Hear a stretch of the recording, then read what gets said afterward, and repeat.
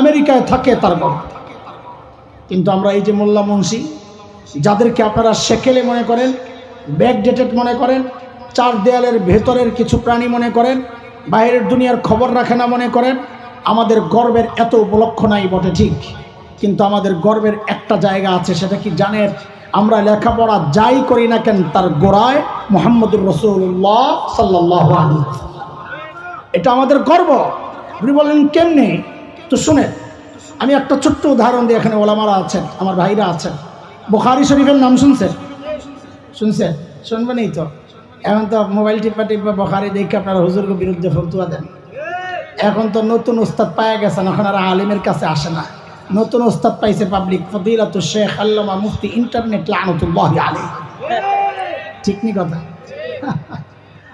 না না না, এলেম শিখবো, দিন শিখবো কার কাছে? ইন্টারনেটের কাছে না, কার কাছে? আলেমের কাছে। তো বুখারী শরীফ আমরাও পড়ছি আলহামদুলিল্লাহ। এখানে অনেক আছেন, পড়েছেন, ওস্তাদও থাকতে পারেন, আমি জানি না। প্রথম হাদিস ইন্নামাল আমালু বিন্নিয়াত, লম্বা হাদিস। এই হাদিসটা আমি ঢাকার ফরিদাবাদ মাদ্রাসায় পড়েছি। আমার ওস্তাদ ছিলেন শেখুল হাদিস আল্লামা আব্দুল হাফিজ রহমতুল্লাহ আলাইহি। দেওবন্দ মাদ্রাসায় পড়েছি। আমার ওস্তাদ ছিলেন এই হাদিসের শেখুল হাদিস আল্লামা নাসির খান রহমতুল্লাহ আলাইহি। আমার এই দুই ওস্তাদের ওস্তাদ ছিলেন শেখুল আরব ওয়াল আজম হযরত হুসাইন আহমদ মাদানী নওয়ারাল্লাহু মারকাতাহু। তার ওস্তাদ ছিলেন শেখুল হিন্দ মাহমুদ হাসান দেওবন্দি রহমতুল্লাহ আলাইহি। তার ওস্তাদ ছিলেন কাসিমুল উলুম ওয়াল খায়রাত ইমাম কাসিম নানুতুবি রহমতুল্লাহ আলাইহি। তার ওস্তাদ ছিলেন শাহ আব্দুল গনি মুজাদ্দিদ দেহলভী রহমতুল্লাহ আলাইহি। তার ওস্তাদ ছিলেন শাহ মুহাম্মদ ইসহাক দেহলভী রহমতুল্লাহ আলাইহি। তার ওস্তাদ ছিলেন শাহ আব্দুল আজিজ মুহাদ্দিস দেহলভী রহমতুল্লাহ আলাইহি। তার ওস্তাদ ছিলেন শাহ ওয়ালিউল্লাহ মুহাদ্দিস দেহলভী রহমতুল্লাহ আলাইহি। তার ওস্তাদ ছিলেন আবু তাহের আল মাদানী রহমতুল্লাহ আলাইহি। তার ওস্তাদ ছিলেন ইব্রাহিম কুর্দি রহমতুল্লাহ আলাইহি। তার ওস্তাদ ছিলেন আহমদ আল কুশাশি রহমতুল্লাহ আলাইহি।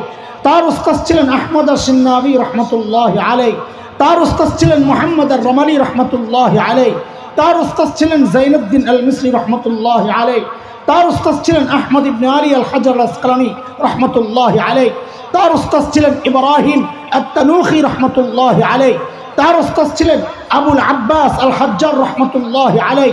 তার ওস্তাদ ছিলেন আবু আলী আজ-জুবাইদি রহমতুল্লাহ আলাইহি। তার ওস্তাদ ছিলেন আবুল ওয়াক্ত আস-সিজজি রহমতুল্লাহ আলাইহি। তার ওস্তাদ ছিলেন আবুল হাসান আদ-দাওদি রহমতুল্লাহ আলাইহি। তার ওস্তাদ ছিলেন আবু মুহাম্মদ আস-সারাখসি রহমতুল্লাহ আলাইহি। তার ওস্তাদ ছিলেন আবু আব্দুল্লাহ ফিরাব্বি রহমতুল্লাহ আলাইহি। তার ওস্তাদ ছিলেন মুহাম্মদ ইবনে ইসমাঈল ইমামে বুখারী রহমতুল্লাহ আলাইহি। তার ওস্তাদ ছিলেন হুমায়দি রহমতুল্লাহ আলাইহি। তার ওস্তাদ ছিলেন সুফিয়ান ইবনে উয়াইনা রহমতুল্লাহ আলাইহি। তার ওস্তাদ ছিলেন ইয়াহইয়া ইবনে সাঈদ আল আনসারী রহমতুল্লাহ আলাইহি। তার ওস্তাদ ছিলেন মুহাম্মদ ইবনে ইব্রাহিম আত-তাইমি রহমতুল্লাহ আলাইহি। তার ওস্তাদ ছিলেন আলকামা ইবনে ওয়াক্কাস আল-লাইসি রহমতুল্লাহ আলাইহি। তার ওস্তাদ ছিলেন উমর ইবনুল খাত্তাব রাদিয়াল্লাহু আনহু। তার ওস্তাদ ছিলেন মুহাম্মদুর রাসূলুল্লাহ সাল্লাল্লাহু আলাইহি ওয়াসাল্লাম। এটা আমাদের গর্ব। আমরা যাই পড়ি না কেন আমাদের শিক্ষার গোড়ায় শিক্ষক মুহাম্মদুর রাসূলুল্লাহ সাল্লাল্লাহু আলাইহি ওয়াসাল্লাম। গর্ব তো করে, খোঁচা দেওয়ার জন্য বলছি না, আমাকে মাফ করবেন। উপলব্ধি জাগানোর জন্য, আফসোস জাগানোর জন্য বলছি। গর্ব তো করেন, লেখাপড়া যা করছেন গোড়ায় কে আছে বলেন তো? না না, আপনাদেরটা, আমাদেরটা না, আমাদেরটা তো বললাম, চুপ হয়ে যাবেন। কিন্তু ভাই শোনেন, এই গর্বের পরিচয় দেওয়ার ঠিকাদারি মৌলবীরা আল্লাহর কাছ থেকে নিয়ে নেন নাই যে আপনারা দিতে পারবেন না, কিন্তু পারছেন না তো কেন? কারা আপনাদেরকে বঞ্চিত করেছে কোনোদিন চিন্তা করেছে? যারা যুগ যুগ ধরে আপনার আর আপনার সন্তানের সামনে এমন সিলেবাস রেখেছে যে এই সিলেবাসে লেখাপড়া করে এই গর্বের পরিচয়টা দেওয়া যায় না। বাংলাদেশের প্রাইমারি স্কুল আছে ৬৫,৫০০ প্লাস। এই তোমরা পড়ছো না প্রাইমারিতে? প্রাইমারি স্কুলে পড়ছো না? বাংলা বই তো নাই না? প্রাইমারি স্কুলে আছে? আমি তো মৌলবি কেউ যাই না ভাই, চার দেয়ালের ভিতরে যাই। শিক্ষক তো নাই না?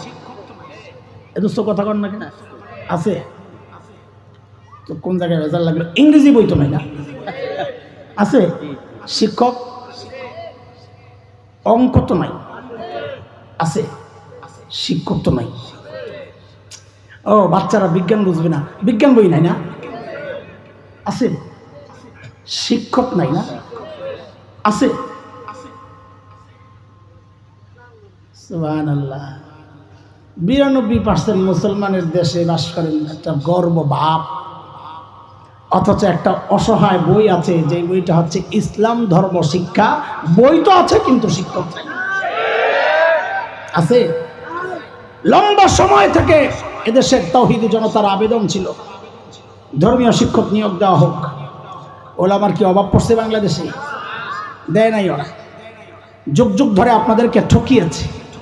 আপনার সন্তানকে সহি দিন শিক্ষার ব্যাপারে অন্তরায় হয়েছে, তো বলে ধর্মীয় শিক্ষার বই আছে, শিক্ষক নাই, তো পড়ায় কে?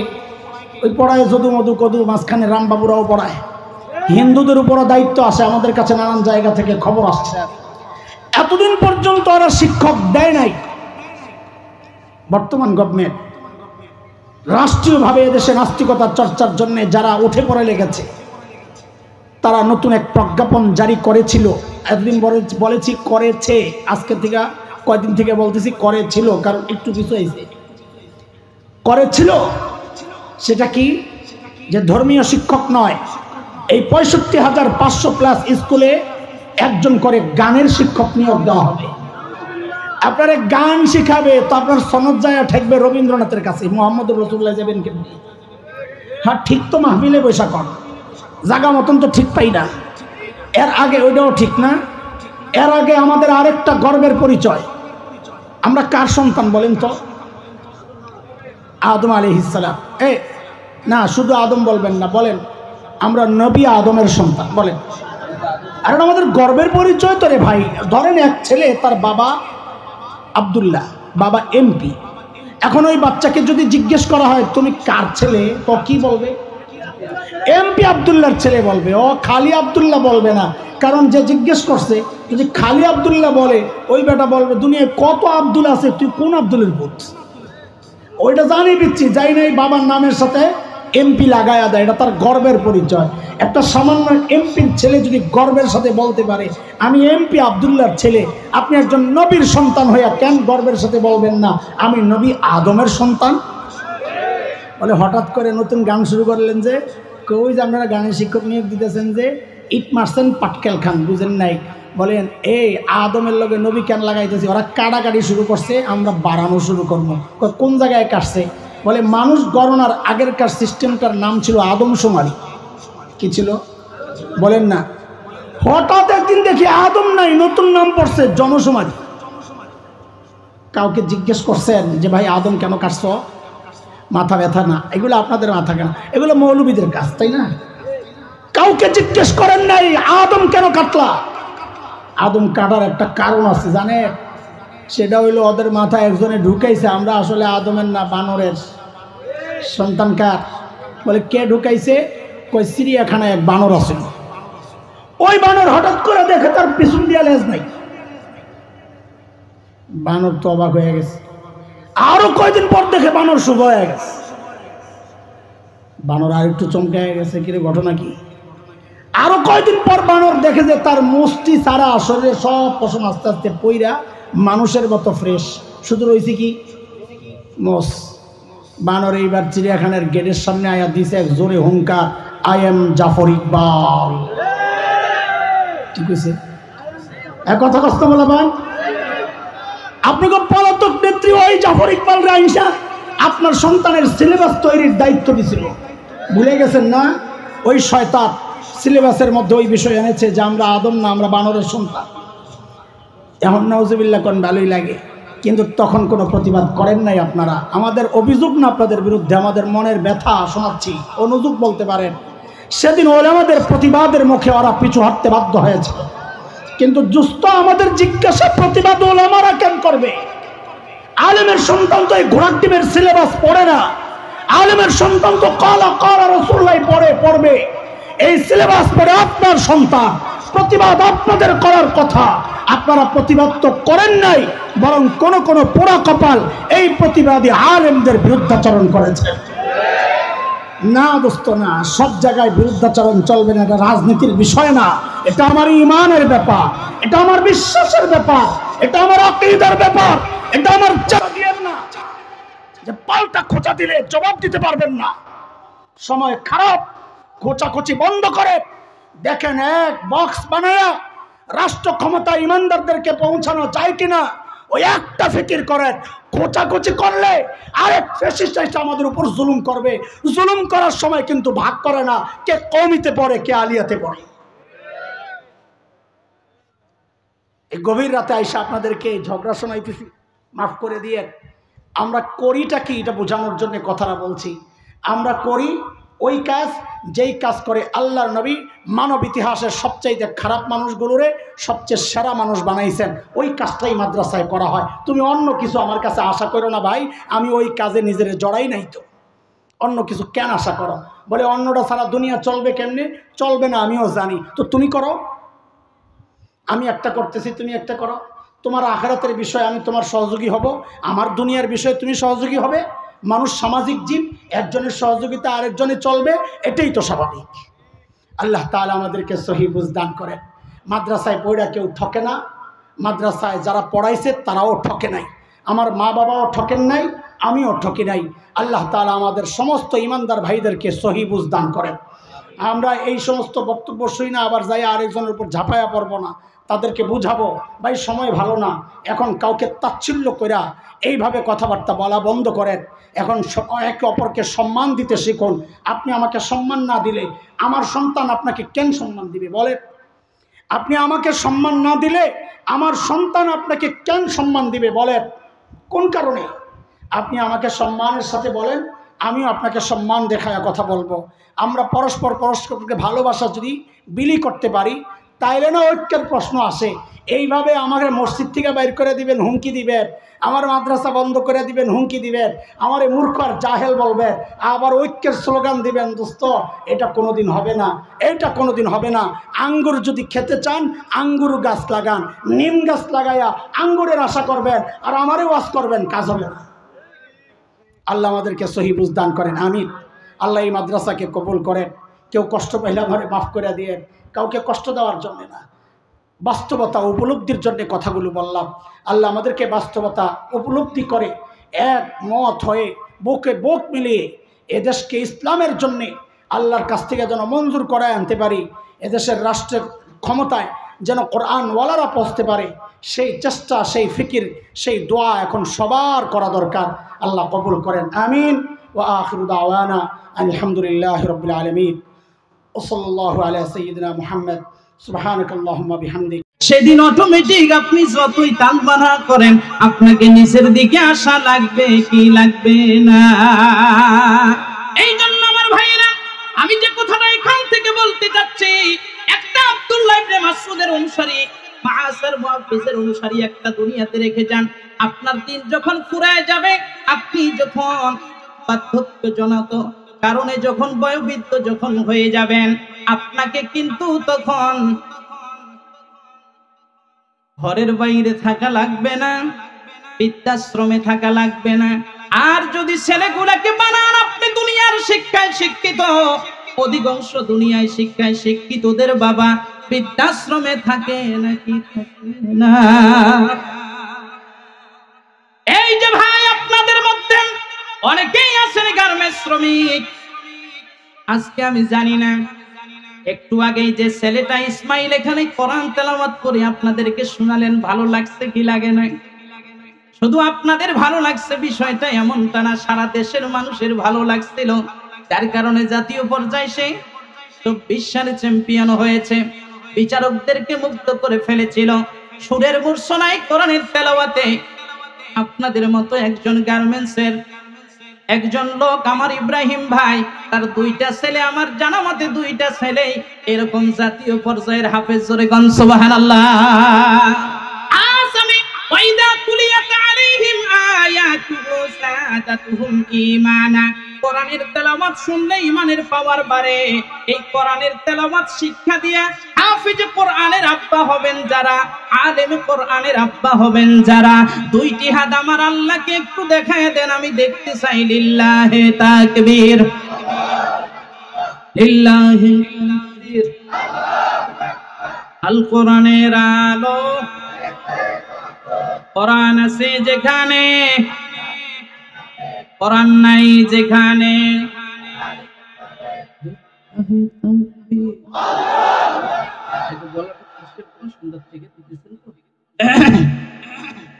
লিল্লাহি তাকবীর, লিল্লাহি তাকবীর। এবার আসেন, আমি যে কথাটি বলছিলাম, মাঝের মুহাদ্দিস দুইজনে পিটাইয়া আদামারা করে কোন রকম শুধু জানতা যায় আর আসে। এমন একটা পরিস্থিতি যখন হয়ে গেল, ওই অবস্থায় রেখে দিয়েছে। কে যেন ডাক দিয়ে বলল, এখানে আর উঠিও না। আল্লাহর নবীর সাহাবী, ছোট্ট সাহাবী মাঝের মুহাদ্দিস সেখান থেকে সরে যায়। বদরের প্রান্তরে হর্ন হয়ে গিয়া খুঁজতেছে খুঁজতেছে খুঁজতেছে আব্দুল্লাহ ইবনে মাসউদ, আবু জেহেলটা কোথায়?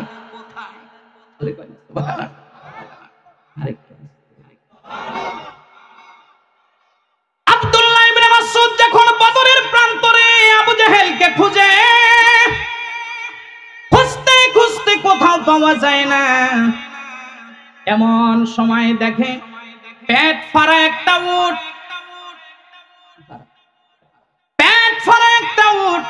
পা কাটা একটা উট পড়ে আছে, আর তার পাশে একটা আস্ত যেন মহিষ পড়ে আছে, কোনো নড়াচড়া নাই। আব্দুল্লাহ ইবনে মাসউদ নাকের কাছে হাত দিয়া দেখলেন যে জীবনটা আসে আর যায়। আব্দুল্লাহ ইবনে মাসউদ যখন এই অবস্থা দেখলেন, এই যেন আব্দুল্লাহ ইবনে মাসউদ রে ডেকে বলে, আব্দুল্লাহ ইবনে মাসউদ, ওই যে খানায় কাবার চত্বরে কে তোমার কর্ণকহর দিয়ে রক্ত বাইর করছিল? আব্দুল্লাহ ইবনে মাসউদ চতুর্দিকে তাকায়, কে রে আওয়াজ দেয়, কে আওয়াজ দেয়? আব্দুল্লাহ ইবনে মাসউদ অটোমেটিক বুক দিয়ে বের হয়ে গেল, আমার তো কর্ণকহর থেকে রক্ত ঝরিয়েছিল আবু জেহেল্লা। এবার যেন তাকে বলে, আব্দুল্লাহ ইবনে মাসউদ রে, আর দেরি করো না, আজকের এই দিনটার জন্য আমার আল্লাহ তোমার জেহেনের ভিতরে আবু জেহেলকে খোঁজার মতো দিমাগ দিয়েছে। খুঁজে যেহেতু পেয়েছ, এবার কানটাই না, লম্বা কইরা না, রাসূলের দরবারে হাজির করো। সুবহানাল্লাহ, কয় না রে, আস্তে আর একটু জোরে। আমার ভাইরা, আব্দুল্লাহ ইবনে মাসউদ কান ধরে টানে, কিন্তু আস্ত মহিষের মতো পড়ে আছে, যায় না। আল্লাহ তাআলা যেন নির্দেশ দিয়ে আব্দুল্লাহ ইবনে মাসউদকে জিবরাইলের মাধ্যমে জানায় দেয়, আব্দুল্লাহ ইবনে মাসউদ রে, এইভাবে করে টানলে হবে না, ওই যে লাঠিটা এক কান দিয়ে ঢুকাও, আরেক কান দিয়ে বাইর করো, আর দুই হাত দিয়া হেসরায়া হেসরায়া মুহাম্মাদের সামনে নিয়ে যাও। আল্লাহর পয়গম্বরের সাহাবী তাই করলেন, দুই কান ছিদ্র কইরা এইবার তিনি লাঠি দিয়ে টেনে টেনে রাসূলের দরবারে নিয়ে যাচ্ছেন। এবার মুসলমানের মতো আওয়াজ দিয়ে বলেন তো, আমার নবী খুশি হবেন নাকি বেজার হবে? আপনারা খুশি হবেন? আরো আস্তে, কারা কারা খুশি না হাত উঠান তো। খুশি না? খুশি কারা দেখে? লিল্লাহি তাকবীর। আল্লাহর হাবিবের সামনে আব্দুল্লাহ ইবনে মাসউদ যখন দুইটা কান ছিদ্র করে টেনে টেনে যখন নিয়ে গেছে, এবার আমার রাসূল খুশি। সুবহানাল্লাহ, কয় না? আমার রাসূল হাসে, আব্দুল্লাহ ইবনে মাসউদ হাসে। কিন্তু রে ভাই আমার, আল্লাহর হাবিব হাসে, জিবরাইল আমিনও ওই দিনের মতো আবার মুস্কি মুস্কি হাসে। আল্লাহর হাবিব ডাক দিয়া বলে, আব্দুল্লাহ ইবনে মাসউদ, সেই দিন দিন তোমার ব্যথায় ব্যথিত হয়ে আমি কাঁদছিলাম, তুমিও সেই দিন কাঁদছিলা। সেই দিন জিবরাইল আমিন তুমি হাসছিলে, আজকে কেন হাসো রে? জিবরাইল আমিন ডাক দিয়া বলে, ওগো আল্লাহর পয়গম্বর, সেই দিন আপনি কাঁদছিলেন ব্যথায় ব্যথিত হইয়া, আমারও কথা ছিল আমিও কাঁদবো, কিন্তু এই দিনের এই দৃশ্যটা সেই দিন আমার আল্লাহ আমার সামনে তুলে ধরছে রে জিবরাইল। আজ আমার নবী কান্দে, আজ আমার আব্দুল্লাহ ইবনে মাসউদ কান্দে রে। এই কান্দা কান্না নয়, এই কান্দার পরে আমার রাসূল এবং আব্দুল্লাহ ইবনে মাসউদের হাসার দিন আসতেছে বদরের প্রান্তরে। একটু জোরে জোরে চিল্লাইয়া বলেন আল্লাহু আকবার। নারায়ে তাকবীর, নারায়ে তাকবীর। প্রধান বক্তার আগমন, নাসারি সাহেবের আগমন, জরুনবাসীর পক্ষ থেকে, কাশিমপুরের পক্ষ থেকে নারায়ে তাকবীর। খুশি না বেজার? রাসূল খুশি না বেজার? জিবরাইল আমিন খুশি না বেজার? ও নবী, সেই দিন তো আপনি এই দৃশ্য দেখেন নাই, কিন্তু আমি এইভাবে করে আমার সামনে ধরা হয়েছে, আমি দেখছি, এই জন্য আমি কি না হেসে পারি? সুবহানাল্লাহ কয় না? আজকে যেমন আপনি খুশি হয়ে হাসতেছেন, সেদিন আমি দেখে হেসে ফেলছি। নবী, আপনি এটা বেয়াদবি মনে করবেন না, জোরে কয় না সুবহানাল্লাহ। নাম্বার 3, ওয়া আলা রাব্বিহিম ইয়াতাওয়াক্কালুন। আল্লাহর প্রতি ঈমান বাড়তে বাড়তে বাড়তে বাড়তে এমন পর্যায়ে পৌঁছে যায়, মুমিন ভরসা করে কার প্রতি? সবাই বলেন কার প্রতি? আমরা ভরসা করি কার প্রতি? আল্লাহর প্রতি ভরসা করি না যারা, দুই হাত তুলেন। করি যারা? নারায়ে তাকবীর। আমার গতানুগতিক অভ্যাস অনুযায়ী আমার পরবর্তী আলোচক আসলে আমি আর কথা বলি না, কিন্তু আজকে 5 মিনিট বলবো। অনুমতি আছে? আপনাদের থাকলে তো হবে। আমার শ্বশুর দিয়ে দিছে অনুমতি, আপনারা কি অ্যাকসেপ্ট করছেন? তাহলে 5 মিনিটে কেউ উঠলে বুঝবো যে আপনি অনুমতি দিচ্ছেন ঠিক। ওই যে 6 নাম্বার অন্তরওয়ালা, 3 নাম্বার, উঠার কোন সুযোগ আছে কি? তাহলে আমি 5 মিনিট সময় নেব। আমাদের এই মাহফিলটা মাত্র কয়েকদিনের প্রচেষ্টায় আজকে অনুষ্ঠিত হচ্ছে, আপনারা অন্তত জানেন, তাই না? তো মাহফিলটা করতে গিয়ে আমাদের খরচ টরচ তো কিছু লাগবে না মনে হয় না, এটা আকাশ থেকে নাজিল হয়েছে,